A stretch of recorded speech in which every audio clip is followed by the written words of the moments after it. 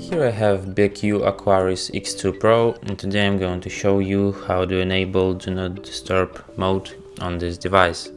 So what you have to do is to go to the upper bar, and here you have this Do Not Disturb icon, but you also have some other options, preferences for this mode.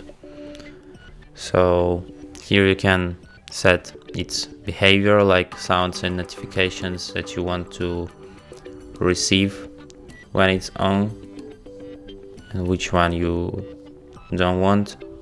You can make some exceptions for calls and messages, like contacts that you want to hear when this mode is on, and you can also set its duration and turn on automatically. And that's it. Thanks for watching. If you find this tutorial useful, don't forget to hit that like button and subscribe to our channel.